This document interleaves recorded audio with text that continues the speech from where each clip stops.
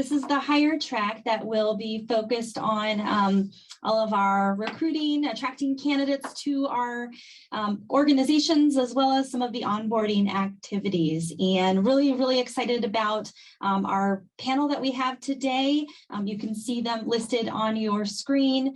And thank you for those that were in the previous hire session and have decided to stay. I see some of the notes in the chat from previously. I see Hazel is going to stay in this session forever. So we're hoping that this will be exciting and engaging and a lot of energy in this session and tips and tricks that you guys can take with you away from this conversation. What I will share with everybody here is that I'll be monitoring the chat. And so as our discussion continues, you are welcome to put in questions, topics you want to hear about, and I will kind of weave that into the discussion. I will also kind of pause as we get towards the end so that we can take specific questions if you want to elaborate or jump into something totally different. And so with that, we will get kicked off here, and I am going to let each of our panelists introduce themselves and share really about their passion for this area and why they kind of are part of this conversation. And so I'm going to start, we're going to go left to right, and we're going to start with Barb. Thank you, Katherine. Good morning, everyone. My name is Barb Johnson. I am the Director of Product Management with Thrivent. I joined Thrivent in October, so I'm excited today to share both sides of that candidate journey. My own as a job seeker this last fall, and now also as a hiring manager who's working to build out a team. When I started my own search, I got some really great advice to make a list of what was most important to me of the things that I was looking for in a new job. And that list really helped me stay more objective as I got into more of what might be the emotional side of the interview process and starting to make decisions about where I might want to go next. In my journey, I was much more intentional this time to look both at the job I would be doing, the team I'd be working with, as well as the company that I was going to be working for. What are the values?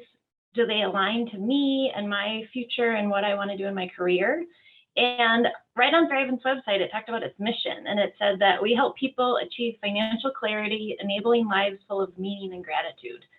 That felt real to me, and I had an opportunity during the interview process to not just meet with the leaders I'd be working with, but also people who'd be my peers. And I got to poke at that a little bit and say, is that really true? Is that really happening? Is Thrivent really living into their mission? And the answer was yes, and that really piqued my interest, and I wanted to learn more. So I appreciate the opportunity to join you all in the conversation today, and I'm looking forward to the discussion. With that, I think I'll turn it to Renee. Thanks, Barb. Well, I'm Renee St Louis. I'm the Vice President of IT for Capstone Publishing. We are a K-8 education tech company and publisher who's been in business for about 30 years. I personally have been at Capstone for about 6.5 years. I recently took on the role of VP of IT. Prior to that, I was a business relationship manager, the director of the PMO, and now I'm leading IT. So big changes for me last September. And when I think about how I attract people to Capstone, and we are hiring quite a bit right now, so that's exciting. Really what comes down to and why I wanted to talk about this subject is similar to Barb, it's the mission of our company, right? And how we live that out every single day as employees. So we get to make learning fun for kids. How cool is that, right? And every single day we live out that mission. And I like to talk to people about the impact that they can make, not only to kids and helping kids grow and learn and providing tools. Our current marketing pitch right now is reading is for everyone. I think throughout this year, we're changing it to learning is for everyone. I love that because we really are about inclusivity, helping people, helping kids thrive. Everyone thrive as they are growing up and learning and changing. And so we like to also live that at Capstone, and the work that we do not only makes an impact globally, but it makes an impact. I like to help people make an impact at Capstone. So what are you doing? What can I do to help you achieve your career goals? And by giving you opportunities for growth, putting you on interesting projects, helping you achieve what you want to grow in your own career. And that's really important to me as I talk to candidates, and I hope as they onboard at Capstone, giving them and helping them actually achieve that while they work here. So that's a little bit about how we attract candidates at Capstone, and I'm going to turn it over to Rayna for her experience. Hi, everyone. I'm Reina Taylor. I'm a tech transformation specialist at Best Buy. My journey to Best Buy, it actually started pre-pandemic while I was still a junior, senior in college. And you know, the whole experience about graduating is, what's your next move? What is going to be your first career experience when you graduate? So I feel like what I can contribute to this session, I got to see the transformation of the whole hiring practices and onboarding from pre-pandemic until where we are now. So I was in the midst of when everything was upside down. No one knew when they were going to hire on. No one knew the next steps, whether we'll stay at home or be hybrid. And I got to see the transformation from then until now with Best Buy and other businesses really solidifying their process to keep up with the times of this new mix of hybrid and remote work. So I'm just excited to share my experience with Best Buy and just explain what attracted me as a candidate, specifically speaking to Best Buy's mission and guiding behaviors such as enhancing lives through technology. So at first, when I read about Best Buy's mission statement, I'm like, well, okay, what does that actually mean to enhance lives through technology? Because we know Best Buy is known as a retailer. So it's cool, you know, we have to have technology to keep up with the times, but how exactly does this impact our lives? So I'm excited to share what I've learned so far and personally experience how Best Buy is enhancing lives through technology and my part and my personal missions and how that ties together. Thanks, Rayna, and thanks, Renee, Barb. Really kind of enjoy hearing about some of your kind of backgrounds and how you got to some of your roles. But I guess I would ask each of you, first question here, as you think about either your company or your experience getting into your role, some of you touched on this, but can you talk a little bit more about what specifically attracted you or other candidates to your company or the open roles that you have? I mean, I think you guys touched on a couple different elements, but I would love to hear just kind of in a little bit more detail what some of those specific things have been.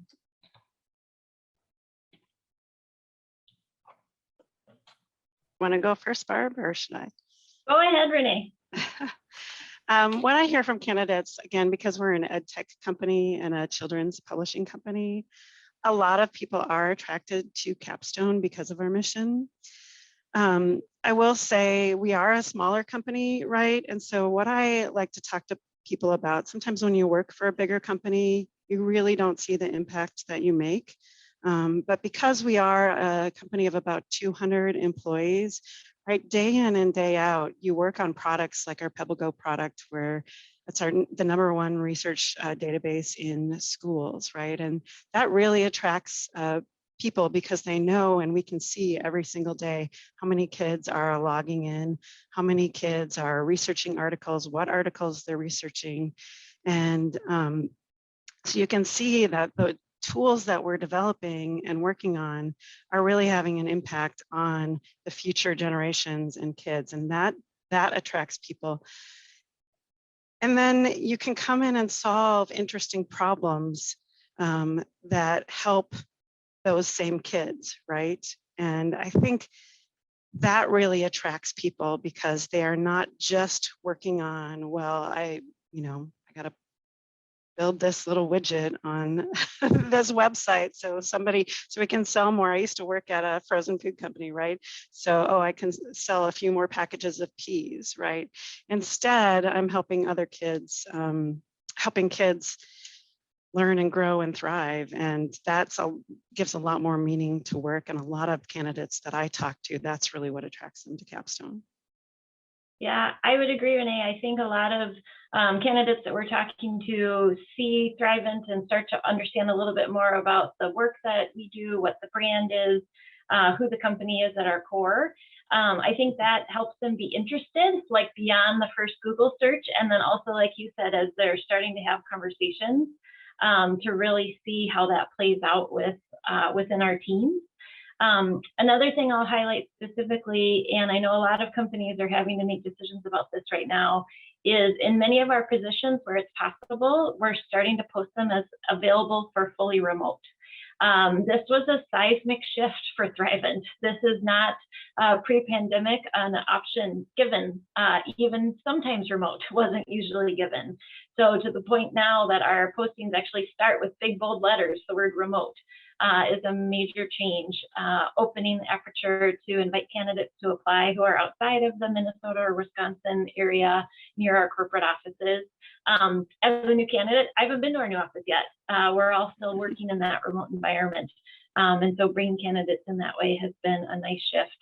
I think the other thing that we're working on is being more transparent with our postings, especially as we start talking with candidates about the roles. Thrivent's really growing right now. We're adding a lot of new teams. We're reshaping teams. We're bringing in and looking for ways that we can upskill a lot of our teams. And so we wanted to be transparent. I'm helping hire a Scrum Master right now into a team who's not done Agile before. So I want to be really transparent with those candidates that they're going to get an opportunity to come and help lead and shape a team who's new to this. I don't want them to be surprised when they show up and they're actually leading a team who's brand new to that. So trying to be as transparent as we can in the way we talk about our openings and then how we talk about those with our candidates. I think you bring up a really good point there, Barb. I also try to stress transparency. So I don't want someone to come in and be surprised.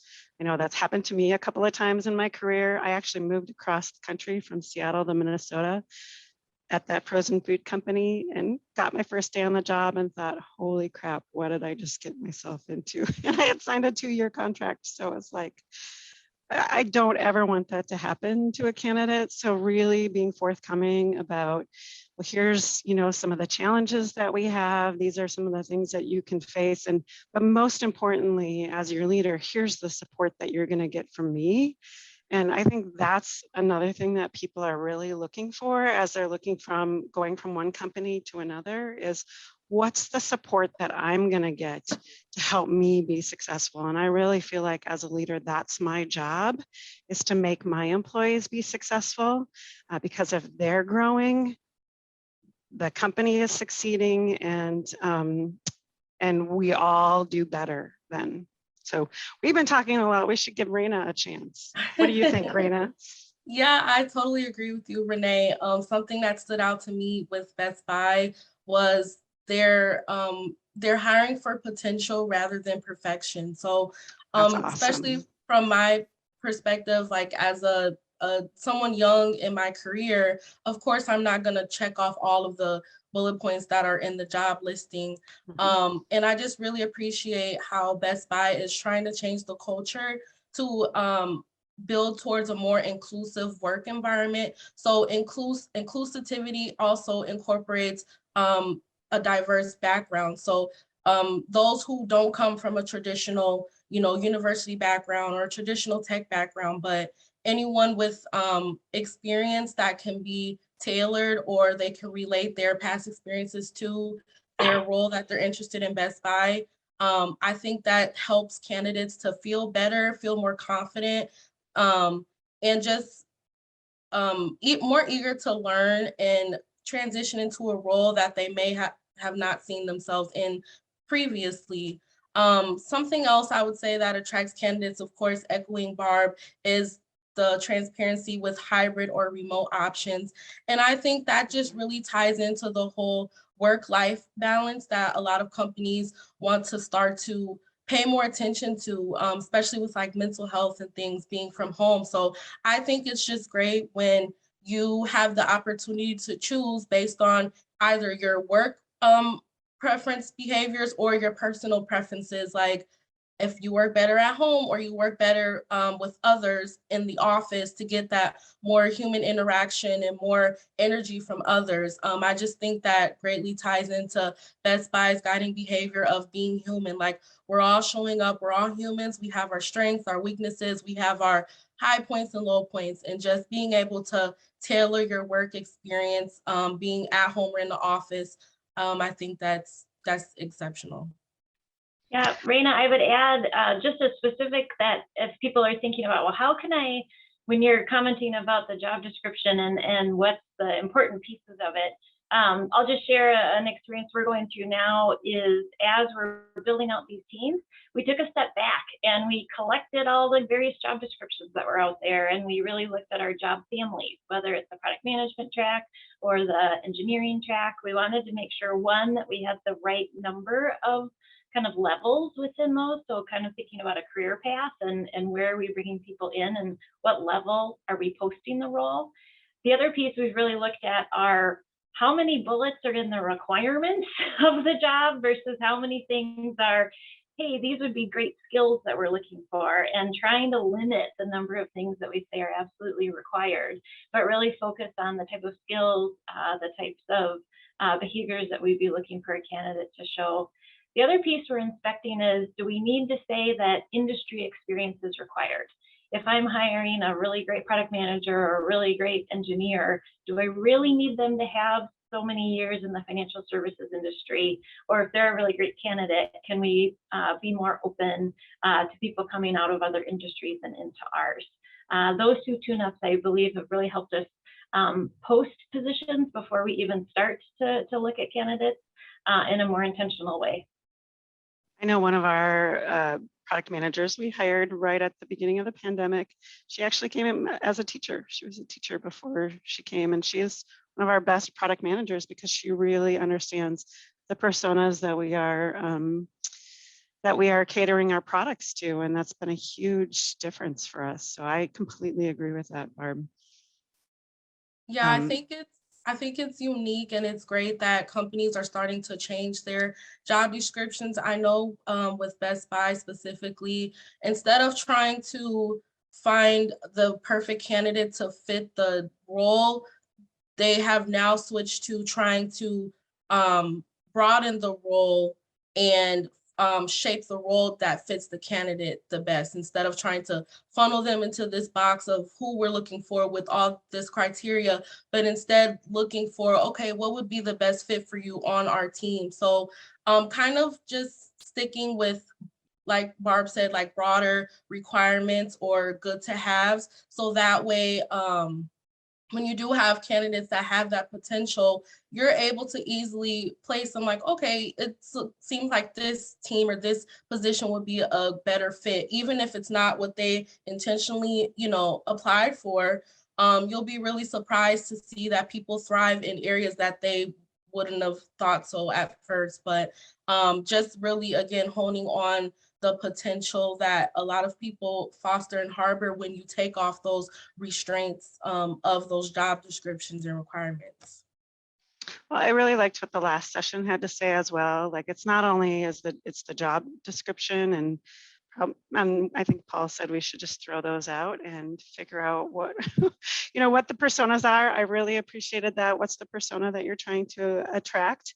But are we being attractive, right? And so it's just as much about pitching who you are as a company and what work life will be like. And having the candidate select you as much as you selecting the candidates, that you want to work there. And I think that's where that balance comes, and it's tricky. There's a lot of trial and error, I think, to get that right. It takes a lot of experience. Renee, I would agree with you on that, and speaks to that candidate experience, and are we being intentional with what that candidate experience is like? From my experience last fall, with the market as high as it is and how quickly these positions are going, I'm much more aware now as I'm hiring, are we following up with candidates? Are we being transparent with next steps? Are we being fast how do we break this desire that everybody needs to meet with the candidate? If we can come up with a couple of really critical things we're hiring for, and then trust our guts and get those people in the door who are wanting the process to move quickly. Yeah. I think the other thing I would share is, I agree with you, Renee, what you just said. Like, this is as much them interviewing me as I'm interviewing them, and building some of that into the process. So finding opportunities if they want to meet with who would be peers on their team as a part of the process, inviting them to ask questions, or finding opportunity to maybe balance that. It's a conversation. You're asking them maybe 50% of the time, then you're saving to allow them to ask you questions too. I often find I find out more about the candidate once they start asking me questions, and we get into that discussion. Well, and I think just my interview style personally is I try to make it more conversational. I don't like to come in, I have a set list of, okay, here's what I think I want to talk about, but I really like to make the conversation conversational and make that whole interview process flow, because people are human, right? And it's not just about answering questions the right way. It's how are you going to contribute to the team? How are we going to help you grow and succeed? And is this the right mix for both of us, right? Can we both achieve our goals, and how can we support each other doing that? And I think that makes for a better candidate experience than having your list of questions and just firing those off. And as a candidate, I've always found too, like, you're going to have a better interview experience if you learn how to hone when somebody does fire off those candidates to turn that into a conversation, right? So when I coach candidates, that's what I teach them, is how do you take someone who's firing question after question off of you and get them to start having a conversation, because that's really how you're going to find out whether that's someplace that you want to work or not. I love the input here as you guys talk about some of this. I mean, I would be interested to hear from each of you a little bit about that interview experience, right? How do you figure out who they should talk to, those candidates? How do you figure out how many people they should speak with? Is there a technical piece to the conversation? Do you do that remotely or on site? Do you, thinking through that, there's so many aspects of it. And I think the candidate experience is incredibly important as they also interview you, like you said, Barb. And so I guess, can you guys talk about that, kind of what goes into that from kind of the employer side, or even Barb, Sure. Rayna, I know that you both talked about recently, you went through that experience, and what did you like? What wasn't? What didn't you like? I would love to hear about that. I'll start if that's okay, Barb. Go for it. And Rayna, I would say I've changed on this. We used to have like a lot of interviews. And I think Katherine, I told you when we first met, my husband interviewed at Medtronic last fall and is now working at Medtronic. And I was shocked how quickly a large organization like that moved on a candidate, because I'm a small organization and we sometimes move really slow about candidates. He interviewed on Monday. He had, I don't know, 3 or 4 interviews lined up back to back. He had a job offer on Wednesday and he gave his notice on Friday. That's how quick it was. And I was blown away by that. And then it was about 3 weeks for him to start his job. So he was lucky because he was able to take some time off. He went to Florida, visited his family, and then was able to start Medtronic fresh in December. So that experience really changed my view of how a hiring experience should go for a candidate. So I try to be really concise. Like if we can, I'm hiring for a Scrum Master actually at the moment. And it's a brand new manager. So she and I do the interviews together because she doesn't necessarily know the background of the company or what exactly, and I want to make sure she's supported. And then having that person interview with the team that they're going to support, and we make a decision. That's it. I don't like to drag these things out anymore, and that really taught me a valuable lesson. Yeah, Renee, I would echo that. I think one of the things we've been talking about is how do we make sure, if it is a more technical role, that technical aptitude is where we need it to be, but then also the people side and the team side. And so we've actually set kind of a 1-2 punch, I would get. Wait, that's a bad analogy. Take that back. Yeah, the first round is really making sure that kind of that screening interview that they really have the technical understanding for the various roles, the Scrum Master roles that we're hiring for now too, making sure kind of how they are thinking about their agile practices, how they would coach a team.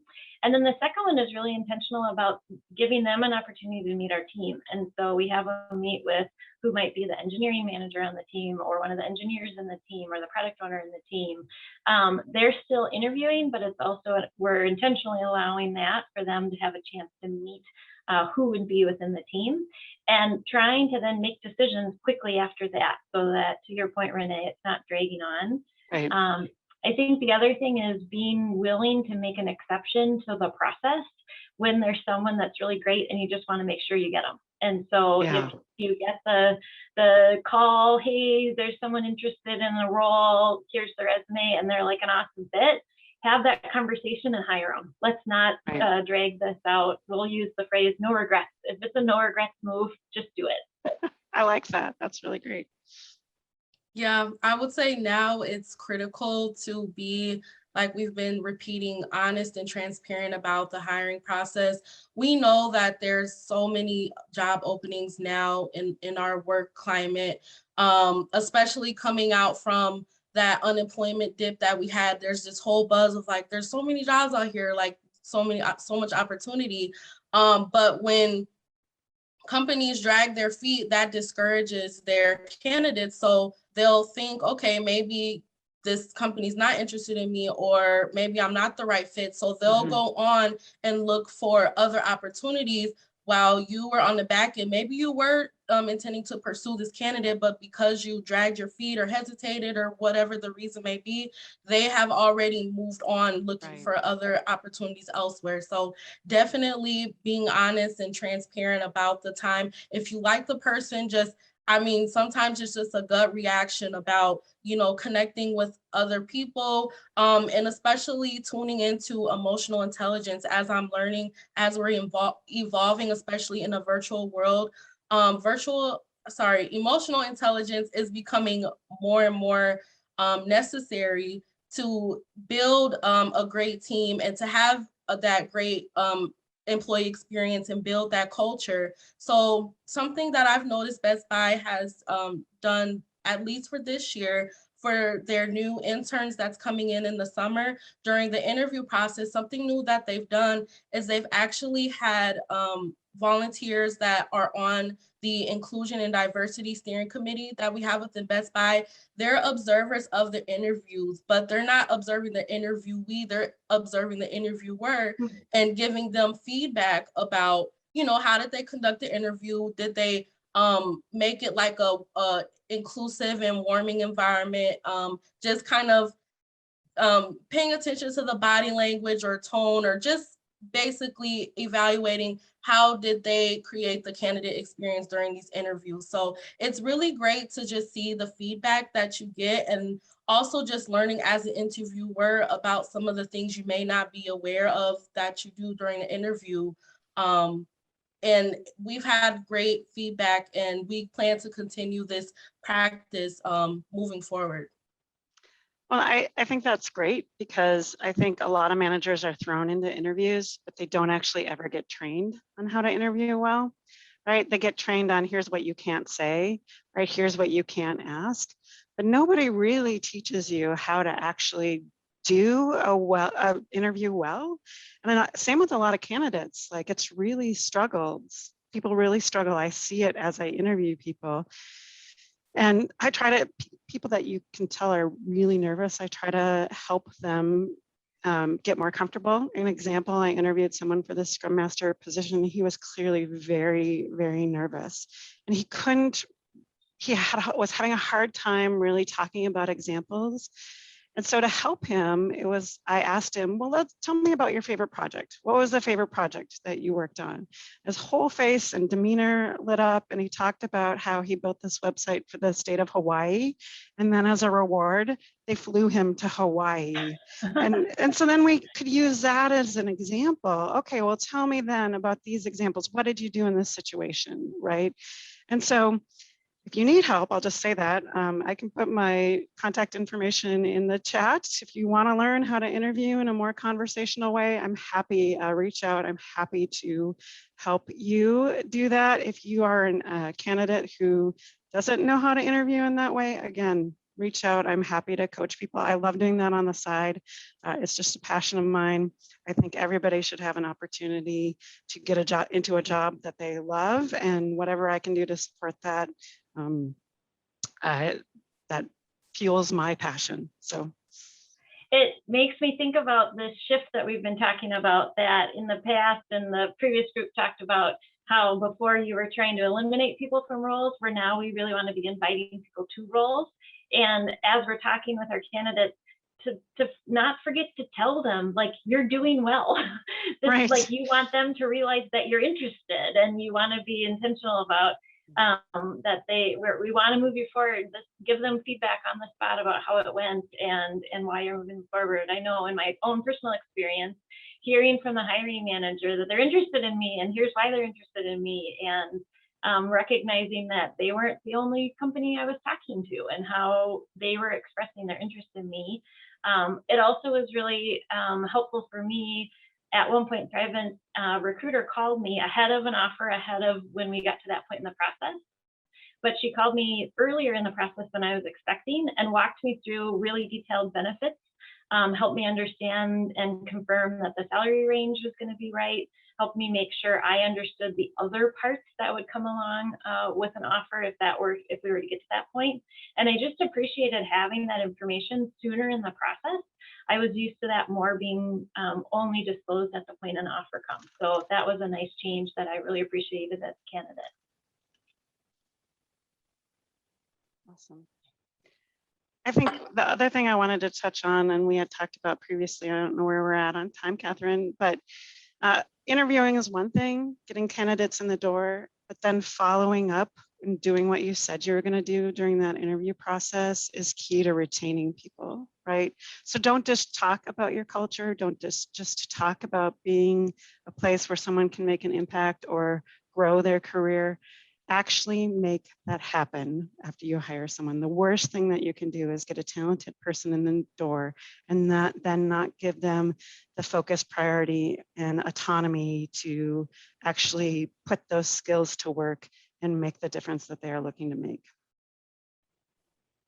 That's a good point. And I would just ask, I guess, even Barb, Rayna, as you think about that, I mean, what has the onboarding experience been like as you've moved into your newer roles? I think, Rayna, if I recall, you had some good conversations with the team as you got on board that really helped to kind of solidify your place joining into the role. Yeah, for sure. So definitely speaking from like an entry level experience or someone who's making a career change into a new, work field that they're not familiar with, just really reinforcing the value that they bring, reinforcing the reasons why they were selected, from the rest of the candidate pool. That really goes a long way with building comfortability and confidence coming into the team and really performing your best. If you feel like you're in an environment that's there to foster your growth and they're supportive and they're rooting for you, of course, you'll feel more better and confident to show up as your best. But if you're feeling the opposite of that, like you're here to perform and exceed expectations and all these kind of pressures to do your best or be your best, when you're maybe not well acclimated to that environment, that can cause discouragement, and that sometimes leads people to wanting to step down. Okay, maybe I bit off more than I can chew with this position. So definitely during my onboarding experience, I felt those feelings at first. It's a term for it, imposter syndrome, where you really question, okay, can I really catch up to speed with everyone else? You see people on your team, they've been here for 5, 10 plus years. Obviously, they're really good at what they do. They know what they're doing, and you're coming in as a newbie. And sometimes you just worry, okay, am I going to be able to adapt to speed with this? But if you have your manager or your peers that are just always making that effort and extending their hand to you, letting you know like, hey, I'm here, We recognize you have your strengths, you have your areas of improvement. That's okay. That's a part of being human.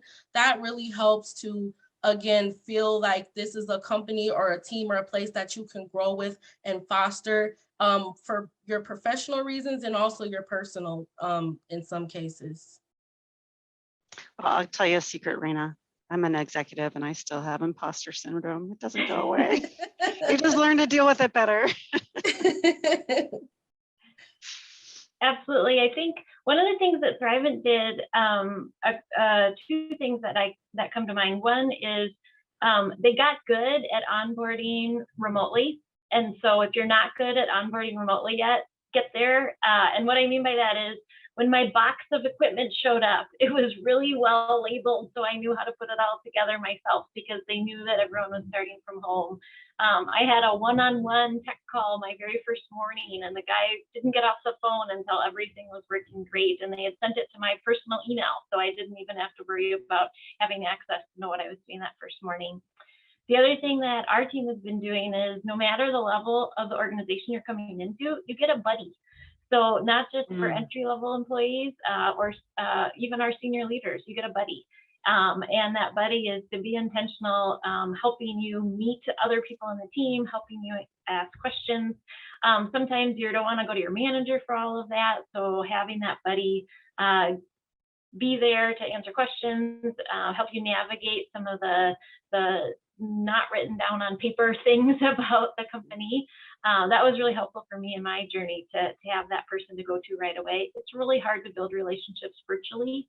So as a new employee, our team, I think, has been really aware when there's a new employee and you think about them sitting in their office by themselves at their house. And those first couple of weeks, you kind of forget about them. So you got to be really making sure they're always top of mind and how to make sure you're inviting them in. One of the things I do when I hire someone, hire someone directly, one is I schedule a daily touch base with them. So every single day I meet with them to see, what did you come up? What questions do you have? What concerns do you have? How can I help you? I think also setting a buddy, that's a good thing. And then I give them a list of, here's the top 10 people I want you to meet with right away so you can make a connection, right? So getting that connection going is crucial, especially with so many people remote now. And that I think makes a difference as well, because then people start to know who you are, what you do, what you bring to the table. Great. Thank you all.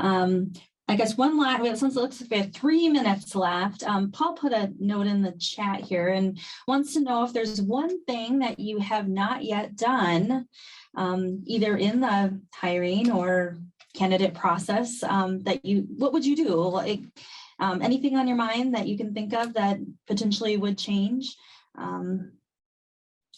Totally open-ended. I think one thing we're starting to do, and I know our team wants to do more of, is to not be so reliant or letting the recruiter be the only one kind of driving the process. So as hiring managers, how can we be more active and involved in driving the process? And yes, relying on the recruiter to do a lot of it, but there's a number of things, whether it's to help with how quickly it goes, to help with setting the tone for the style of interview that we're trying to do, just to play a more active role in that.